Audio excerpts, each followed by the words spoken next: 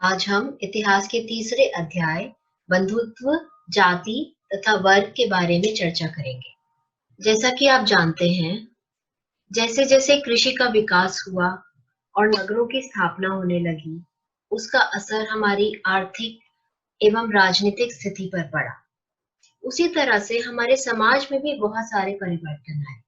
इस पाठ में हम उन परिवर्तनों के बारे में चर्चा करेंगे। प्राचीन सामाजिक स्थिति को जानने के लिए इतिहासकारों ने साहित्य का उपयोग किया। साहित्य की मदद से उन्होंने पता लगाया कि प्राचीन समाज में लोग किस तरह रहते थे, किस तरह के नियमों का पालन करते थे। सामाजिक परिस्थितियों को जानने के लिए मुख्यतः हमने उस काल के एक महाकाव्य महाभारत को अपना आधार बनाया है। और महाभारत उस काल के एक राजकीय परिवार की कहानी है, जिसमें दो चचेरे भाई हैं जो आपस में सत्ता के लिए संघर्ष करते हैं। हमें महाभारत के संस्करण या रिसर्च पर विशेष ध्यान देना चाहिए। 1919 में एक भारतीय विद्वान वीएस सुधाकर ने महाभारत पर एक रिसर्च आरंभ की।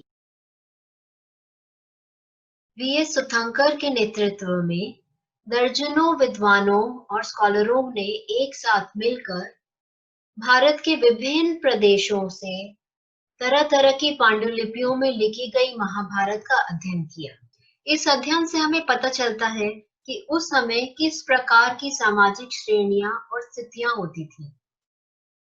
महाभारत की रचना हजारों वर्षों पूर्व हुई है। ऐसा माना जाता है कि 500 ईसा पूर्व में इसे सबसे पहली बार लिखा गया और उस समय भी वे कहानियां लिखी गई जो पहले से प्रचलित थी। इस अध्ययन में विद्वानों ने भारतीय उपमहाद्वीप के विभिन्न क्षेत्रों से अलग अलग पांडुलिपियों में लिखी गई महाभारत को एकत्रित किया और उनका अध्ययन किया। इस रिसर्च को पूरा करने में 47 वर्ष लगे और इसको खत्म करने पर विद्वानों ने 13,000 पृष्ठ का एक ग्रंथ तैयार किया, जिसमें उन्होंने हर क्षेत्र की महाभारत के समानताएं और असमानताएं दोनों का विश्लेषण किया। और इस विश्लेषण से हम इस निष्कर्ष पर पहुंच सकते हैं कि हर क्षेत्र में किस तरह की सामाजिक परिस्थितियां थी। सामाजिक परिस्थितियों को समझने के लिए हमें सबसे पहले समाज की सबसे छोटी इकाई यानी कि परिवार को जानना चाहिए। परिवार भिन्न भिन्न तरह के होते हैं। कोई परिवार बड़ा होता है, ज्यादा सदस्य रहते हैं, किसी में कम सदस्य रहते हैं। कुछ क्षेत्रों में परिवार सिर्फ रक्त संबंधियों को ही माना जाता है और कुछ समाजों में, कुछ क्षेत्रों में चचेरे या ममेरे भाइयों को भी परिवार का हिस्सा माना जाता है। परिवारों के एक बड़े समूह या बड़े नेटवर्क को एक जाति समूह या रिश्तेदारी कहा जा सकता है। परिवार दो तरह की व्यवस्था का पालन करते थे। या तो वे पितृवंशिक होते थे या मातृवंशिक। पितृवंशिक व्यवस्था का अर्थ है कि वंश परंपरा पिता से चलती थी। इस काल में देखा गया है, जैसे महाभारत में आपने देखा कि कुरु के प्रपौत्र थे पांडव और कौरव, उनमें आपस में संघर्ष था। तो वंश परंपरा पिता से पुत्र और पुत्र से पौत्र पर चलती थी। प्राचीन भारत में अधिकतर राज परिवार पितृवंशिक व्यवस्था का पालन करता। इसके अलावा दूसरी व्यवस्था थी मातृवंशिकता। इसमें वंश परंपरा मां से जुड़ी होती थी। हालांकि ज्यादातर राज परिवार पितृवंशिकता का ही पालन करते थे, लेकिन ये देखा गया है कि कुछ विशेष परिस्थितियों में, जैसे कि पुत्र ना होने पर भाई को उत्तराधिकार दे दिया गया, या फिर कुछ विशेष स्त्रियां जैसे प्रभावती गुप्ता, उन्होंने भी सिंहासन पर राज किया। आप देखेंगे कि ऋग्वेद, जो कि 1000 ईसा पूर्व लिखा गया था, उसमें भी शादी के विवाह के मंत्रों में पुत्र उत्पत्ति की कामना का विशेष वर्णन है। जैसे जैसे समाज का विकास होने लगा तो बहुत से नियम और कानून भी अपनाए गए। विवाह के संबंध में दो तरीके के व्यवस्थाएं या नियम आप कह सकते हैं उस समय में प्रचलित थे। एक था अंतर्विवाह पद्धति और दूसरा था बाहर विवाह पद्धति। अंतर्विवाह पद्धति में अपने ही समूह में शादी की जाती थी और दूसरी तरफ बाहर विवाह पद्धति में अपने समूह या अपने गोत्र से बाहर ही आप शादी कर सकते थे। जैसे जैसे सामाजिक परिस्थितियां थोड़ी जटिल होने लगी तो समाज में रहने के कुछ नियम और कानूनों को लागू किया गया। ये नियम और कानून मुख्यतः ब्राह्मणों द्वारा लिखे जाते थे और राजा या क्षत्रिय द्वारा इनको स्थापित किया जाता था। ब्राह्मणों ने सामाजिक जीवन को जीने के लिए जो नियम थे उन्हें एक ग्रंथ में लिखा जिसका नाम था मनुस्मृति। मनुस्मृति में किस तरह से समाज में रहना है, किस तरह से संपत्ति का बंटवारा होगा, किस तरह से विवाह किया जाएगा, कौन से विवाह कितने प्रकार हो सकते हैं या कौन से विवाह उत्तम है, कोई कौन से विवाह नहीं करने चाहिए, इन सब के बारे में उन्होंने विस्तार से लिखा। मनुस्मृति के अनुसार 8 प्रकार के हिंदू विवाह होते थे। ब्रह्म विवाह, दैव विवाह, अर्ष विवाह, प्रजापत्य विवाह, गंधर्व विवाह, असुर विवाह, राक्षस विवाह और पिशाच विवाह। इन 8 तरह के विवाहों में पहले 4 को अच्छा माना जाता था। इसके अलावा महिलाओं का विवाह गोत्र से बाहर किया जाता था और यानी कि इसे कहते हैं बाह्य विवाह पद्धति।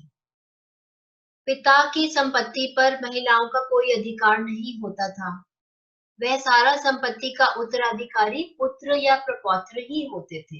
कुछ क्षेत्रों में बहुपत्नी विवाह भी होते थे और कुछ क्षेत्रों में बहुपति विवाह भी थे। जैसे हिमालय का रीजन था, वहां पर एक ही स्त्री के कई पति हो सकते थे। जैसे कि महाभारत में आपने देखा है द्रौपदी के 5 पति।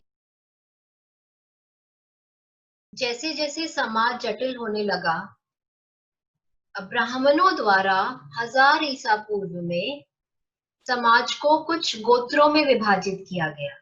प्रत्येक गोत्र को एक ऋषि के नाम पर रखा गया और जो लोग एक गोत्र के थे वह उस ऋषि के वंशज माने जाते थे।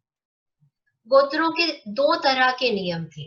पहला कि महिला को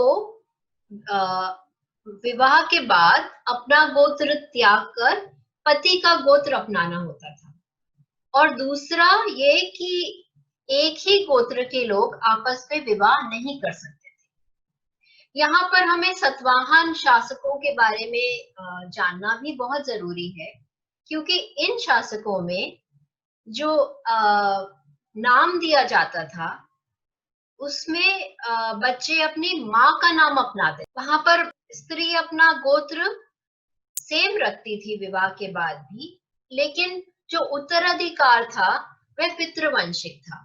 सामाजिक व्यवस्था को धर्मशास्त्रों के आधार पर निर्धारित किया जाता था और धर्मशास्त्र मुख्यतः ब्राह्मणों द्वारा लिखे जाते थे। तो इन शास्त्रों में ज्यादातर उन्होंने ब्राह्मणों को सबसे उच्च माना है। उसमें 4 तरह की श्रेणियों में समाज को विभाजित किया गया। ये श्रेणियां मुख्यतः व्यवसाय पर आधारित होती थी। कौन क्या काम करता है उसके ऊपर उनका वर्ण आधारित था। एक वर्ण के लोग उसी व्यवसाय का पालन कर सकते थे। ये 4 वर्ण थे। पहला था ब्राह्मण, जो कि शास्त्रों का अध्ययन या उन्हें पढ़ाने का काम करते थे। तो दूसरा वर्ग था क्षत्रिय। क्षत्रिय युद्ध करते थे, लोगों की रक्षा करते थे, न्याय दिलाते थे, यानी कि वो शासक का काम करते थे। तीसरा वर्ग था वैश्य। वैश्य कृषि या पशुपालन या व्यवसाय में संलग्न रहते थे। और चौथा वर्ग था शूद्र। शूद्रों का काम होता था कि ऊपर के तीनों वर्ग ब्राह्मण, क्षत्रिय और वैश्य इनकी सेवा में रहे। वर्ण व्यवस्था के अनुसार एक वर्ण के लोग दूसरे वर्ण का व्यवसाय को नहीं अपना सकते थे। अगर कोई ब्राह्मण का बेटा है तो वो वैश्य का काम नहीं कर सकता था, या शूद्र है तो वो ब्राह्मण का काम नहीं कर सकता था। इसका इसका उदाहरण हमें महाभारत में मिलता है, जब एकलव्य ऋषि द्रोण के पास जाते हैं कि हमें आप धनुर्विद्या सिखाएं। तो ऋषि द्रोण ने उनको पूछा कि क्या तुम क्षत्रिय हो? तो उन्होंने कहा नहीं। तो उन्होंने उनको नहीं सिखाया। उन्होंने बोला कि आप, क्योंकि आप क्षत्रिय नहीं हैं, इसलिए आप नहीं सीख सकते हैं धनुर्विद्या। वर्ण के अलावा एक दूसरी व्यवस्था थी, जाति व्यवस्था। जाति व्यवस्था सिर्फ 4 वर्णों की तरह एक नंबर पे सीमित नहीं थी। ये बहुत सारी हो सकती थी। ये व्यवसाय पे ही आधारित होती थी। लेकिन जैसे-जैसे व्यवसाय विकसित होने लगे, नए-नए तरह के व्यवसायों का विकास हुआ, उसी तरह से जातियां भी धीरे-धीरे बढ़ने लगी। जो लोग सामाजिक व्यवस्था जो कि धर्म शास्त्रों में लिखी गई है, उसको नहीं मानते थे, उन्हें बहुत बुरी नजर से देखा जाता था। ऐसा नहीं है कि उन लोगों के कोई अपने नियम कानून नहीं होंगे, लेकिन क्योंकि हमें उन उन नियम कानूनों के बारे में ज्यादा जानकारी नहीं है, और जो जानकारी है उसके हिसाब से जो लोग धर्म शास्त्रों को नहीं मानते थे, वह एकदम जानवर की तरह रहते थे। एकलव्य एक निषाद जाति के थे, जो कि जंगलों में रहने वाले लोग थे। कुछ जातियां ऐसी भी थीं जिन्हें देखना भी पाप समझा जाता था, जैसे कि चांडाल हुए। चांडाल लोग वो लोग होते हैं जो मृत शरीर या जानवरों का को संभालते हैं। ऐसा कहा जाता है जब चांडाल सड़क पर जाते थे तो उन्हें कुछ आवाज निकालनी पड़ती थी, ताकि बाकी लोग अपने घरों के अंदर चले जाएं और उन्हें ना देख पाए। कुछ जातियों को नगर से बाहर रहना पड़ता था। उन्हें नगर के अंदर रहने की अनुमति नहीं थी। तो जाति वर्गीकरण में कुछ अच्छाइयां भी थी, उसके साथ साथ धीरे-धीरे जैसे-जैसे समाज जटिल हुआ, उसकी वजह से कुछ वर्गों को बहुत मुश्किलों का सामना भी करना पड़ा।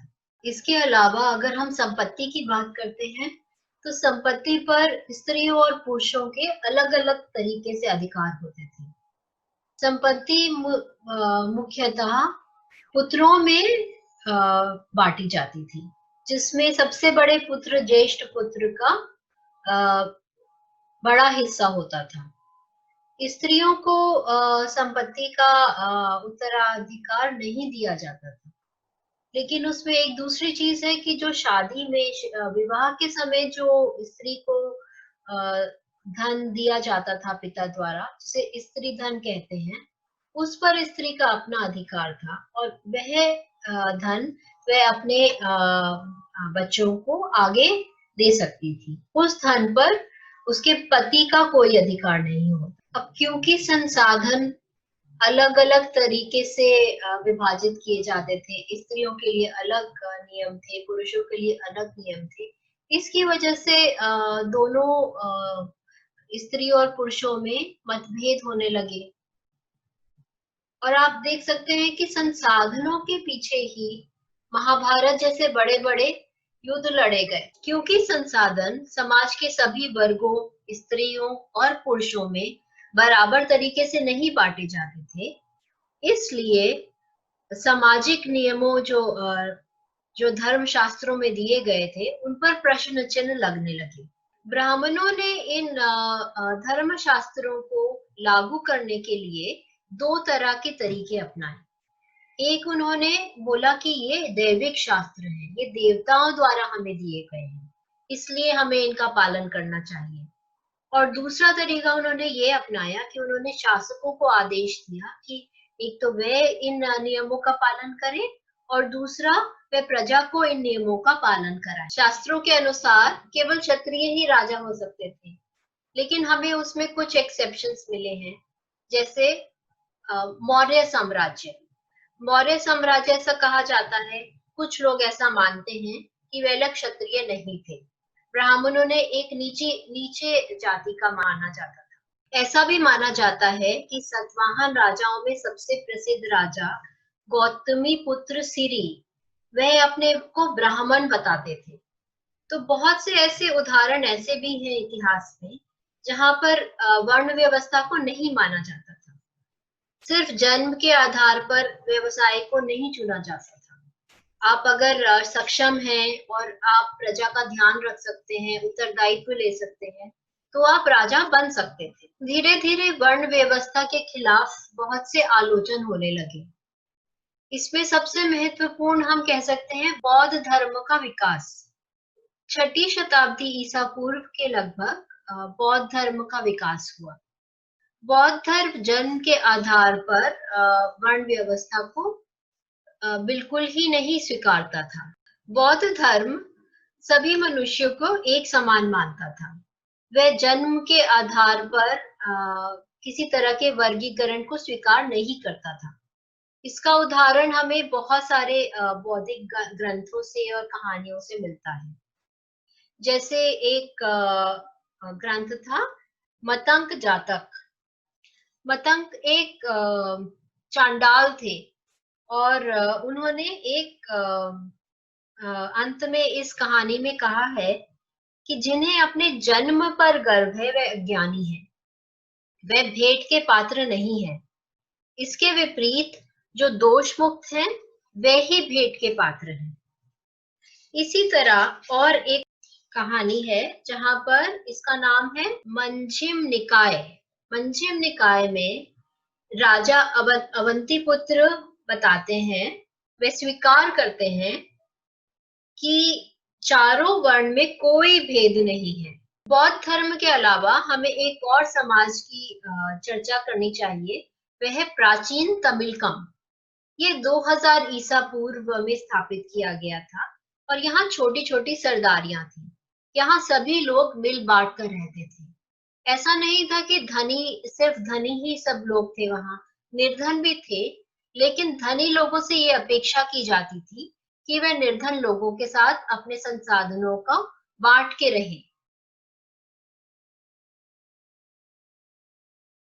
जब इतिहासकार साहित्य के आधार पर सामाजिक स्थिति का विश्लेषण करते हैं, तो वह मुख्यतः 4 तरह की बातों पर ध्यान देते हैं।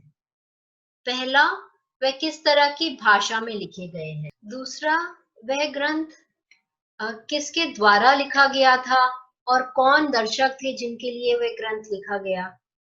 तीसरी बात यह ध्यान में रखी गई कि वह ग्रंथ किस काल में लिखा गया, कौन सी ईस्वी में लिखा गया और किस जगह पर लिखा गया। उससे भी हम पता लगा सकते हैं कि सामाजिक स्थितियां किस तरह की हो सकती थी। और चौथी चीज, वह ग्रंथ किस प्रकार का था, उसको भी ध्यान में रखना बहुत जरूरी है। जब हम ग्रंथों का अध्ययन करते हैं तो हम भी देखते हैं कि भाषा बहुत महत्वपूर्ण है। अगर ग्रंथ आम लोगों की भाषा, प्राचीन भारत के आम लोगों की भाषा जैसे प्राकृत, पाली या तमिल में अगर ग्रंथ लिखा गया है, तो वह आम लोगों द्वारा लिखा जाता था या आम लोगों के लिए लिखा जाता था। इसके अलावा अगर ग्रंथ संस्कृत में लिखा गया है, तो वह ज्यादातर ब्राह्मणों द्वारा निर्देश देने के लिए लिखा जाता था। इस ग्रंथ को अगर हम देखें वो किस भाषा में है, तो उससे भी हमें उसके वह क्यों लिखा गया है और क्या उसकी उपयोग है, उसके बारे में भी हम पता लगा सकते हैं। इन ग्रंथों को किसके द्वारा लिखा जाता था और किसके लिए लिखा जाता था, यह इस पर भी विचार करना बहुत जरूरी है। ऐसा माना जाता है कि महाभारत सबसे पहले सूत लोग ने बताई थी। यह लोग योद्धाओं के साथ युद्ध पर जाते थे और जब वापस लौटते थे तो युद्ध की कहानियां कविता के रूप में कह के सुनाते थे। ये मौखिक कहानियां होती थी। इन कहानियों को बाद में ब्राह्मणों ने 500 ईसा पूर्व में लिखना शुरू किया और उस पर अधिकार जमा लिया। उसके बाद 200 से 400 ईसवी शताब्दी में इन इस महाभारत ग्रंथ में बहुत सारे उपदेशात्मक श्लोक जोड़े गए। ऐसा भी माना जाता है कि पहले महाभारत सिर्फ 10,000 श्लोकों का ग्रंथ था, लेकिन बाद में आते आते ये ग्रंथ 1,00,000 श्लोकों का बन गए। पारंपरिक रूप से ऐसा माना जाता है कि ऋषि वेदव्यास ने महाभारत को लिखा था। जैसे जैसे समाज में अंतर आने लगे, उसी तरह से महाभारत में भी बहुत सारे परिवर्तन किए गए। यह ग्रंथ किस काल में लिखे गए थे या किस स्थान पर लिखे गए थे, उससे भी हम इस बात की पुष्टि कर सकते हैं कि ये ग्रंथ क्या सिर्फ काल्पनिक है, ये लेखक की सोच का नतीजा है, या वास्तव में इस तरह की सामाजिक स्थितियां थी। आपने पढ़ा होगा कि हस्तिनापुर नामक एक गांव में हमें पुराने हस्तिनापुर के अवशेष मिले। इस तरह के अवशेषों से हम पुष्टि कर सकते हैं कि वाकई में उस समय उस तरह के सामाजिक स्थितियां थीं और लोग उस तरह से रहते थे। ये हमारे विश्वास को थोड़ा पक्का करता है। ग्रंथ के प्रकार से भी हम अंदाजा लगा सकते हैं सामाजिक स्थिति का। ग्रंथ क्या सिर्फ आख्यान है, वह उस समय के समाज का वो खाली बयान करता है, या फिर वो उपदेशात्मक ग्रंथ है। उससे भी पता चल सकता है कि सामाजिक स्थितियां कैसी थी। इतिहासकार मानते हैं कि महाभारत एक गतिशील ग्रंथ है। अब गतिशील का मतलब जो चलता हो, तो एक ग्रंथ कैसे चलता है? इसको समझने के लिए हमें इस बात पर ध्यान देना चाहिए, जैसे जैसे सामाजिक परिस्थितियां बदलने लगी, बहुत सारे लेखकों ने महाभारत को अपने तरीके से अलग अलग स्थान के लोग जिस तरह की धारणाओं को मानते थे, उसको उन्होंने महाभारत में लिखने की कोशिश की। महाभारत सिर्फ एक ग्रंथ ही नहीं है, ये हमारे प्राचीन भारतीय उपमहाद्वीप में किस तरह से लोग रहते थे, क्या उनकी मान्यताएं थी, किस तरह से वो नगरों की स्थापना होती थी, क्या नियमों का पालन किया जाता था, ये सब उसके अंदर अंकित किया गया है। और जैसे जैसे हमारा समाज बढ़ रहा है, जैसे जैसे हमारी सामाजिक व्यवस्था में आज भी परिवर्तन हो रहे हैं, हमें पूरा यकीन है कि आप बच्चों में से कोई जरूर एक नई महाभारत लिखेगा। आपके पाठ में आखिरी पृष्ठ पर ग्रंथों की समय रेखाएं दी गई हैं। इन समय रेखाओं को जरा ध्यान से देखिए। सबसे पहले 500 ईसा पूर्व में एक ग्रंथ है पाणिनि का अष्टाध्यायी।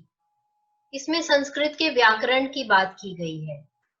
आप देखेंगे कि जैसे जैसे समाज का विकास होता गया, पहले धर्म सूत्र लिखे गए, फिर उसके बाद बौद्धिक ग्रंथ बीच में आए, रामायण और महाभारत लिखी गई, मनुस्मृति लिखी गई, और 300 ईसा पूर्व में जब समाज थोड़ा ज्यादा विकसित हो गया, उसके बाद नाट्य शास्त्र लिखे गए, आयुर्वेद पे बहुत सारे ग्रंथ लिखे गए, साहित्य पे काम किया गया, गणित शास्त्र और शास्त्रियों ने भी अपना काम किया।